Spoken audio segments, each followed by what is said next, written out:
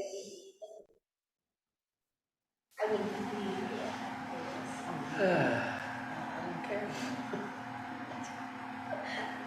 Sorry, but I'm not into the. Chip, I probably told you this story before. When I was a little kid and lived on the farm right here. We had a pet raccoon. He had his own place to stay. Everything, Dad fed him. Had a leather collar. Leather ties on his feet. Everything was fine. And we had that raccoon. I don't know how long we had that raccoon. And Dad and Mom, we all went out to visit my aunt one Sunday after church. About Knoxtown, come home. We went there, and the door was open. And, we said, okay, something got him, and he's gone.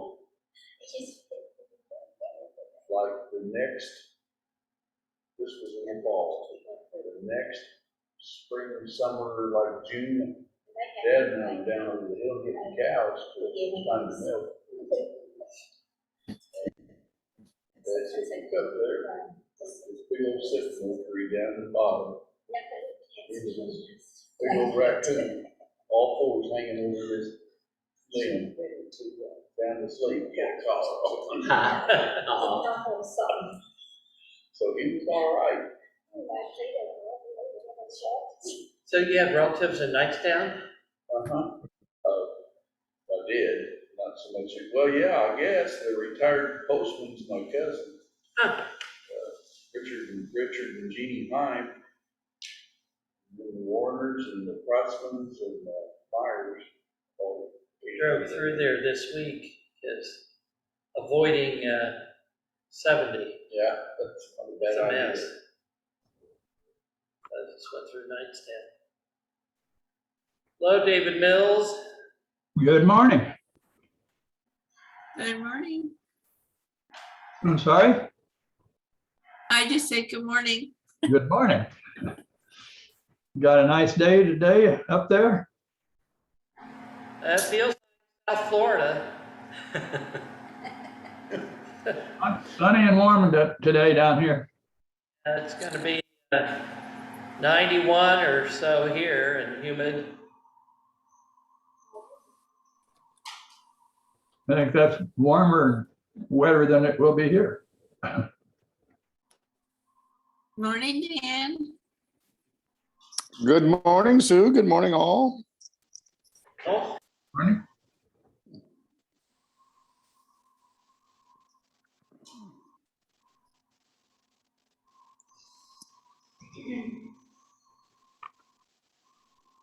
well, we have lots of people traveling again this week. Lynn and Steve are gone, and Deb Rockman's up in, I think, South Bend for a wedding or something. And Dan and Nick, Sylvia are camping with his son up in Nova Scotia, I guess. Nick flew in from Denver for the weekend and drove me up to Goshen and back yesterday so he could visit my mom. She's doing well. Had a few minutes with her and my brother. And of course, visited Chris while I was there. Of course. So, do you have any flight troubles this time? No, things went as planned, except they have two train shuttles at the Denver airport that only one was running. So the big clog was not in the air, it was on the ground in the terminal, trying to get all the people in the right place.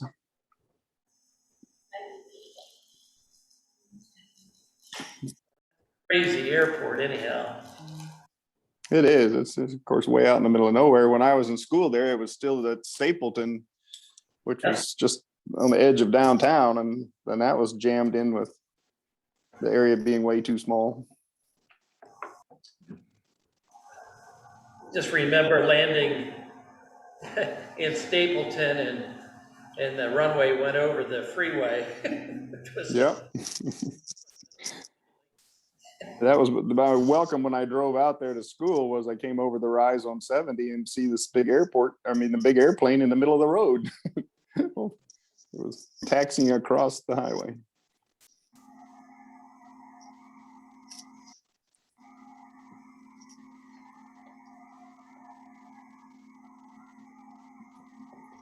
But if you notice on the south edge of the Indianapolis airport now, when you go across I-70, there's a low spot. And there's no power cables. They've been buried on one side and up on the other. And that's made so they can put a taxiway across I-70. Need is them to do more construction on 70. Yeah.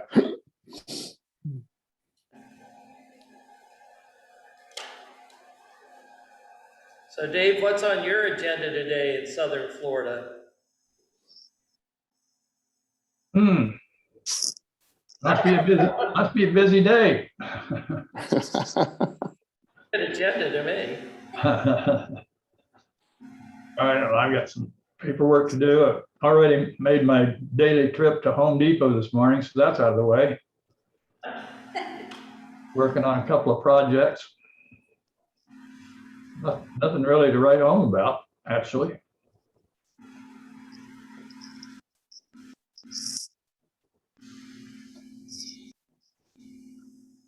Well, I keep looking at the grass and think I should mow it, but I haven't been motivated yet.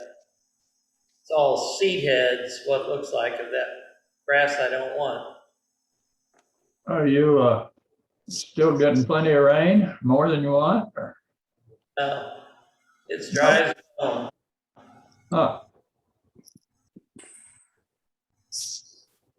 We did have some fun news this week, I found when I got home, though.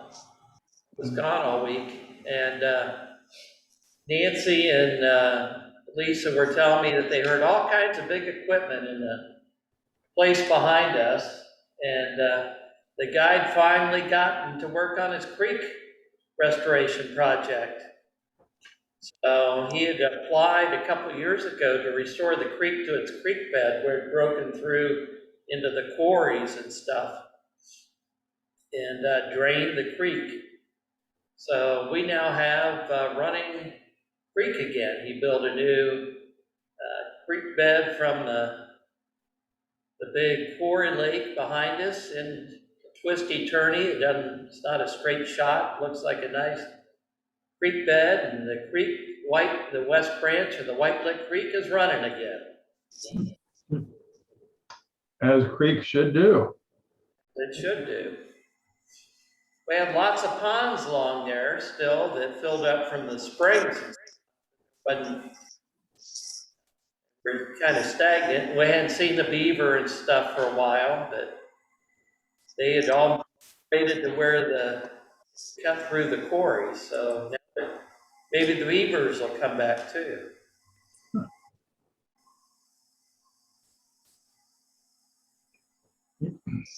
Brent, how long will Steve and Lynn be gone?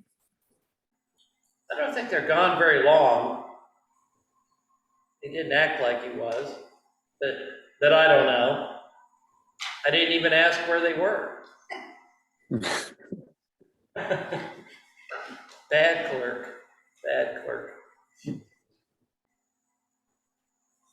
If you want to talk about that furnace project that I identified, it's fine with me. They know a lot more about it than I do, I'm sure. Well, I don't know that anybody else is going to join us. We could probably decide that piece of business now if we want. So does everybody see the proposal from the trustees about the furnace? We have two online if there are any questions for Stan and Dan about it. Or if they have anything to say about it. I have nothing to say other than we have the money. Well, That's encouraging. That's step one. Right.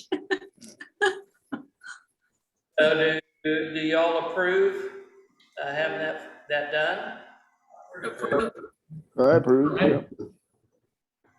I've been wanting number 4 done for a few years. You know, if you'll chip in an extra $100, they'll make it the Sue Agan. Or the I told you so furnace, whichever your choice is. There you go. Agan, I told you so furnace.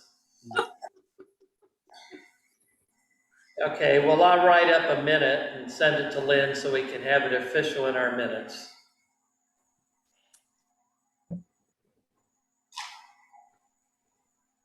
Well, it looks like it's about prelude time, so we'll let Norma get us started.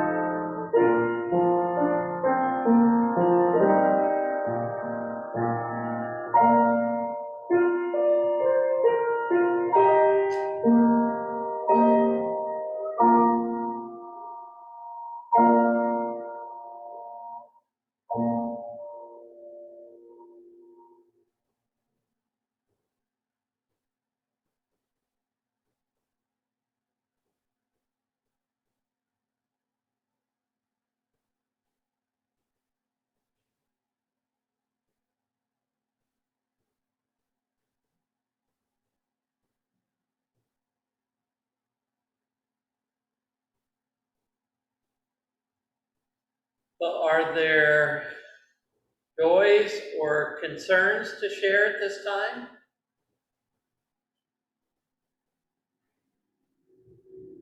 Troy and Jack got back from Florida with no problems. I'm very happy about that.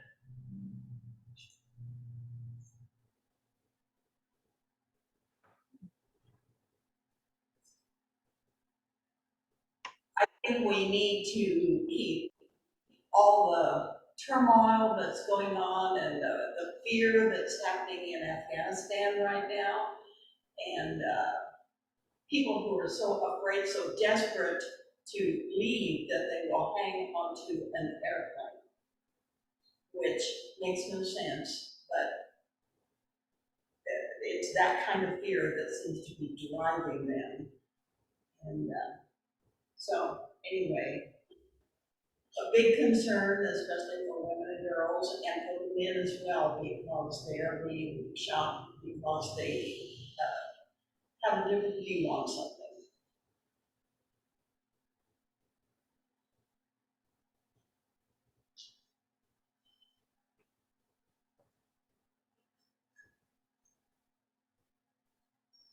And the people in Haiti are having a bad time with that awful earthquake. Yes.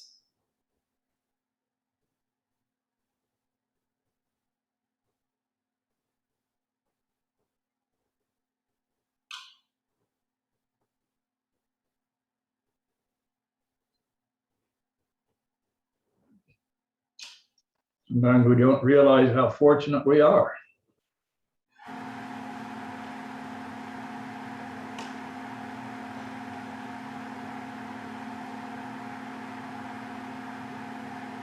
And I guess Indiana's hitting new highs with the COVID. Hospitals are getting all filled up.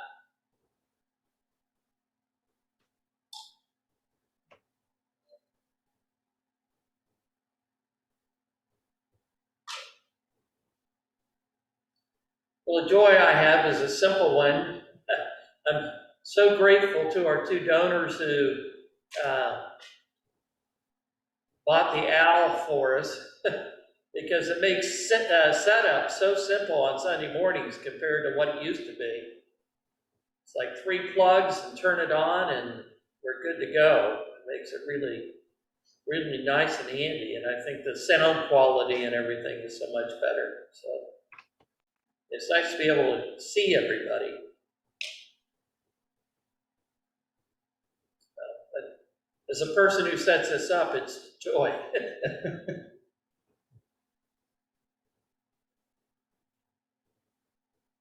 Let's hold these concerns in God's light and lift them to God in prayer as we center down. Chip is the worship leader this morning, so he'll speak out of the silence when he feels led, or pray out of the silence as he feels led, whatever he feels led to do.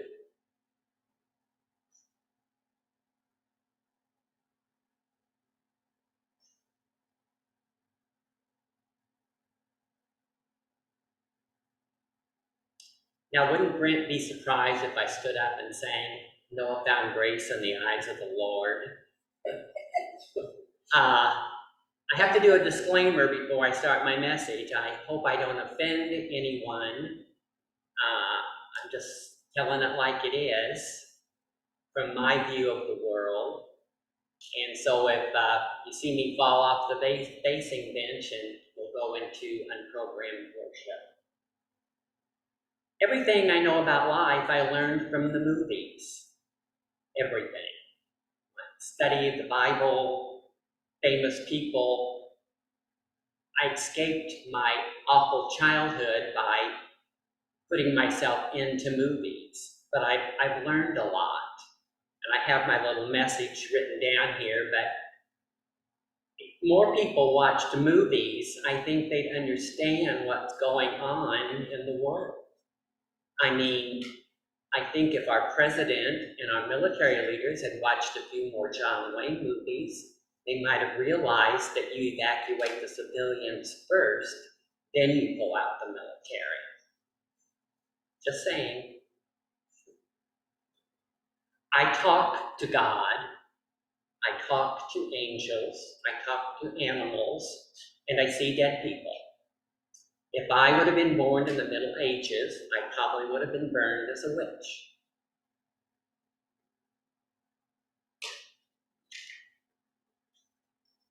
I'm going to revisit Noah in my message today. I decided on Noah because I met a young man named Noah. On my way to meeting a few weeks ago, I asked God to help me find what I was going to talk about. Now, I talk to God like Tevye and Fiddler on the World. Sometimes I'm angry, sometimes I'm happy. So I say something like, hey, I need help with this message because what I'm working on isn't going to work. Because what I was working on was my lack of faith. I had lost it. I lost it when that condo fell apart in Florida. And with all the people working there, they were only able to save a boy and a cat. Now, I was overjoyed with the fact that they were saved, but I was greatly saddened by nobody else was. And I had the news on, and they kept talking about all these different people who had come here, and they were all gone. They were all gone, and I'd lost my faith.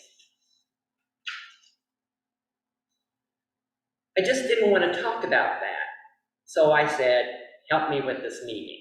Help me, make me have something else to talk about today. Now, I've done this before. I couldn't find a name for my little dog, and so I asked God to help me. And Florence did a message on grace. So I decided to name her Gracie. And when Troy lost his home, and I didn't know what they were going to do, I was sitting here in meeting next to Mother, and I heard a voice say, move them in with you. And I did. Of course, logic doesn't really apply here since I felt that God let all these people down. How was God going to take time to give me a message to talk about? But I digress. After meeting, I went up to Dale Doyle's grandson and asked him his name. He said Noah. I told him Noah was my favorite person in the Bible, and Brent told him that I did a message on Noah. So I got in the car and thought, I'll talk about Noah. Now, my previous message was from a personal point of view, from the view of, like, if we were Noah. And I talked about who would you bring on the ark, who would be left behind, how the stress must have been awful with all the animals and people confined in a boat for over a year. This time, I would like to talk about Noah getting the message from God and how his family went along with God's plan. To me, it seems Quakers spend a lot of time waiting for God to speak. I know I do. Does God talk to you? How does God's voice sound? Have you ever been visited by angels? Does the voice of God come to you in a dream, or when you're in a meeting with your eyes closed? Or maybe a stranger comes up to you and gives you a God-inspired message. And then how do you know it's the right thing to do? That you didn't mess up and get the message wrong?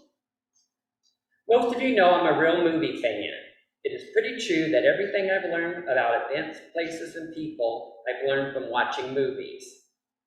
I remember watching a film about Joan of Arc, not to be confused with Noah's wife, and she heard voices. And I asked my mother, is that normal? Do people hear voices? I hear voices. And she goes, well, as long as they don't tell you to go say French, you're okay. Sunday school, Brent asked if angels sang when Jesus was born. And I said, yes, they did. And he said, how do you know? Well, I saw the movie. They sang in the movie. Now, over a year ago, I saw on the news that there was a virus in China killing people, but the powers to be said, oh, it's okay. It isn't going to get here. Don't worry. Well, I went to my family, Brandon, Keisha, Drake, and Troy, and said, I have seen this movie. It doesn't end well. You need to get a month's worth of supplies in your home, because when it does get to Indiana, and it will, you may need those. They took my advice and got their supplies. I wasn't wrong. The virus came, people died, and it's still here. My family took my advice because they knew I was a movie person. They took my advice as a movie nut and not because I was a wise or holy man. Now, getting them everyone their shots was a lot harder. I had to wear down Brandon and Drake and lie to Keisha, but that's another story. Now, what if I told them I had a dream that God said we needed to stock up on supplies? I wonder if they would have taken me seriously. Now, when God talked to Noah, his sons obeyed. They built an ark, they gathered food, they brought in the animals, they closed the door. Nothing I found said that Noah's sons argued with him about it. They just did it. How did God talk to Noah? What does God's voice sound like? Now, in the movie The Bible in the Beginning, it sounds a lot like John Huston, and that's a voice you'd pay attention to. Now, I wonder if I had talked to Noah. Hey, gonna be flood. I wonder if he would have taken me seriously. About 2 years ago, this time of year, it was really hot. I was washing dishes and a stranger came walking up my drive. He was an older gentleman, a man of color, really looking hot and tired. He waved. I waved back and went outside to greet him. He told me he was not from the area. He had been walking a long way and wasn't sure how to get downtown. He then asked for a glass of water, so I brought him one and asked him to sit down and rest. We talked. I told him where to catch the bus. It was just across the creek from my house. It wasn't far. And he said, well, he didn't have any money. He said he didn't have any money, so I got him bus fare. I got him a little extra for whenever he got where he was going so he could get something to eat. And I gave him a bottle of water. And he headed back down my driveway. Well, I took the glass inside and came back out to make sure he was at the right place. And he was gone. There was no one there. I turned around and Brandon was behind me, wanting to know who that was. Now, what if I had told him that that man was an angel and he had a message that a great plague was coming to cover the earth and that I was to take my family inside my house along with our animals and enough food and water to last us 370 days, and if we did not obey, we would die? I'm not sure he would have taken me seriously. What if I told you that? Would you have believed me, or would you thought maybe I was off my rocker? Some things to think about. How do you know who the messenger really is? How do you know we really are talking to God? We don't know.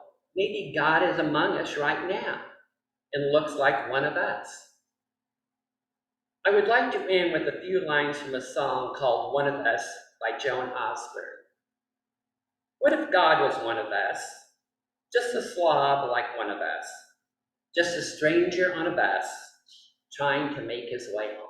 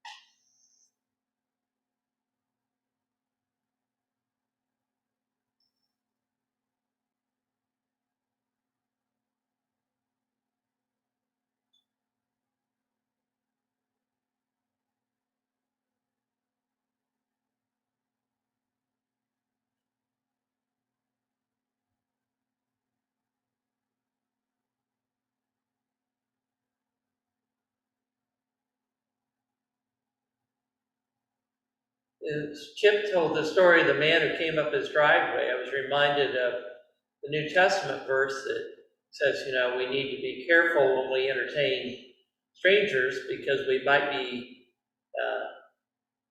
entertaining angels unawares, as the old King James Version said, which then reminded me of a sermon I read by a rabbi years ago who said, you know, we often think of the angels as those beings with wings or whatever who make big pronouncements, but in Jewish theology, an angel might be a heavenly being, or it might be a person who just brings a message from God and shares it. And as an example, he gave was when Joseph was sent off by his father to find his brothers, and he goes to where he thinks they are, they're not there, and a man comes up to him and says, "What are you seeking?" And Joseph tells him he's seeking his brothers, and that man, with his question, then he answers the question and says, they're over here. Gives Joseph a message and sends him on his way. Well, the rabbi then spun that out about how Joseph finds his brothers. His brothers, they don't like him. They sell him into slavery after throwing him into a pit, but then Joseph goes and rises up in Egypt, and he saves his whole family, but then they become enslaved in Egypt, and then Moses has to come and take them out. Then there's the Exodus, and he takes it all the way up to how the people are sitting in that synagogue that day, listening to that message, all because one man came up to Joseph, an angel came up and said, "What are you seeking?" They said, so when someone asks you a question, listen, it might be God. So I thought about that, and as you were talking, and then the man wasn't there. Entertaining angels unaware. How often do we miss, how often do I miss the voice of God because I'm too busy to entertain anybody or be hospitable and brush off a question or a request just because it's inconvenient. Thank you, Jill.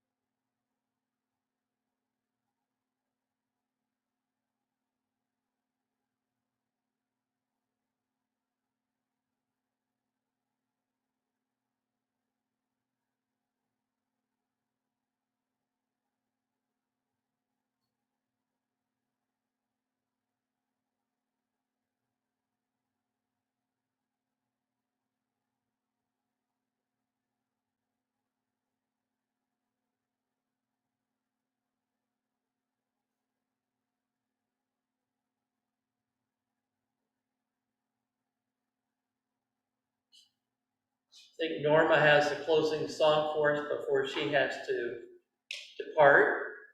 One that fits with the theme of Noah. Yes, it's a children's song. It's called Rise and Shine. And I'm just going to share a few of the words and then play through it a couple of times. It says, the Lord said to Noah, there's going to be a flooding. And then that repeats. The Lord said to Noah, you better build an arky. Then it said the animals came on board. They came by twosies.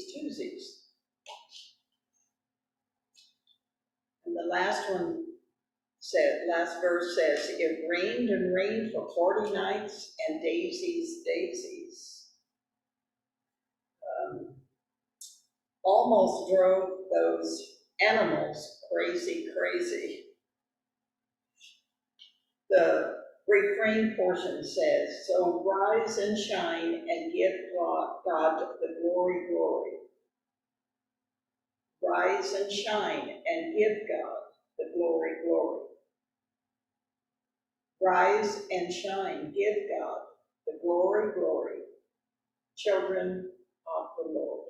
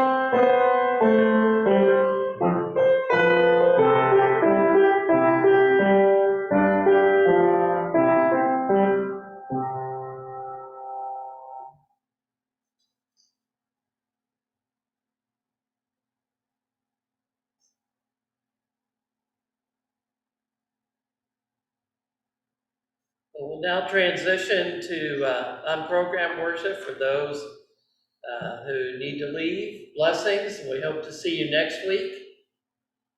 And everyone, of course, is invited to stay for the unprogrammed portion.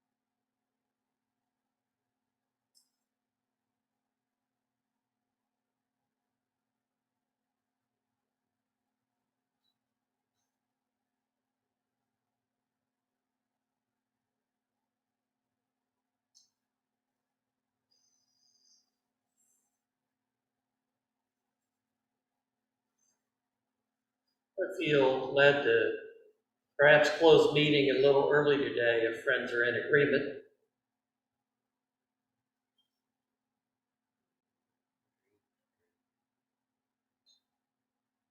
Anything anyone say before we dismiss? Well, it's great to see everybody today, and Tennessee's having a severe problem, as well as Long Island and up the New England coast needs prayers too. Make sure everybody stays safe there.